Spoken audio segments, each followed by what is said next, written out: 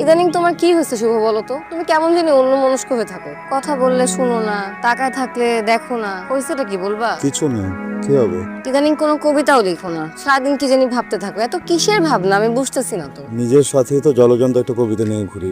কবিতা লিখে আর কি হবে বলো? তুমি থাকতে যদি কবিতা লিখি তোমাকে ছোট করা হবে। এসব বাদ দাও, বলো কি হয়েছে। কিছু হয়নি। ফাইন, মনে রেখো আমি আজকে জিজ্ঞেস করলাম বললাম না, নেক্সট টাইম যেন মনে থাকে। আমাকে জিজ্ঞেস করলে আমিও বলবো না। প্রত্যেকটি ক্রিয়ার সমান ও বিপরীত হয়েছে, প্রতিক্রিয়া। আর বলতে হবে না। এই ব্লাড, চলো হাসপাতালে চলো। কিসের ব্লাড? কোথায় ব্লাড? কোথায় ব্লাড? কোথায় ব্লাড? শুভ কি বলতেছো? মাথা ঠিক আছে? Are you alright? কি হইছে? চলছে কেন? এই যে থ্রিলার মুভি দেখছি রাতে।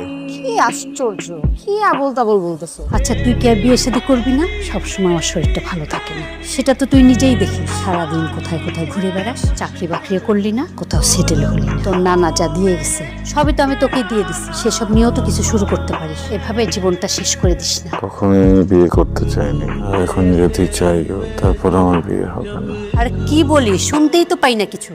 কিছু না। আচ্ছা ওই মেয়েটাকেও তো কোনোদিন নিয়ে আসলি না বাস, একদিনকে খালি ছবি দেখালি। একদিন তো বাড়িতে আনতে পারিস, মেয়েটাকে দেখলেও তো ভালো লাগে। আগে আমি ওকে দেখিনি, আমি তো দেখা শেষ করতে পারিনি। আপাতত তুমি আমাকে দেখেই ভালো লাগো আমার। তুই না বেশি পাতনা পাতনা কথা শিখছিস। বিয়েটা করে এখন আমাকে একটু শান্তি দে।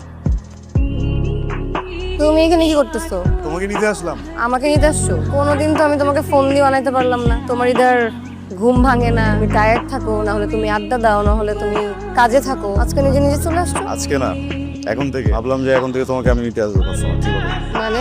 মানে হচ্ছে মানে এখন থেকে তোমার যখন অফিস শেষ হবে আমি তোমাকে নিয়ে যাবো। বাসায় বসে বসে বোর হচ্ছি, লেখালেখিও হচ্ছে না, ভাবলাম যে সময়টাকে কাজে লাগে। আম্মাও বলতেছিল তোমার কথা, তোমার মতো এত ভালো একটা মেয়ে, কিউট একটা মেয়ে। শুভ, ন্যাকামি করবা না, এসব ন্যাকামি আমার একদম জমে না, তুমি জানো। আস্তে আস্তে বলো, বাইরের মানুষের সামনে এটা নারী হয়ে কথা বলতে হয় না। তুমি যেরকম ন্যাকামি করছো। শোনো না, বাসে যাবা? সারাদিন অফিস করে আর কোথায় যাবো? সারাদিন অফিস করে ঘুরতে যাবো। তো আমি অনেক টায়ার্ড, মাথাটাও কেমন জানি ঝিমঝিম করতেছে।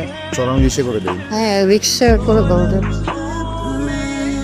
তাহলে কি নীলার সময় কমে আসছে? এই অসময়ে কেন এমন অসুখ হলো ওর? জীবনটা কেন এলোমেলো হয়ে গেল আমাদের? আমরা তো এক জীবন একজন আরেকজনের সাথে কাটাতে চেয়েছি। হে আল্লাহ, আমার প্রতি তোমার এটা কেমন বিচার? এমন কি পাপ করলাম যে এমন শাস্তি তুমি আমাকে দিলে?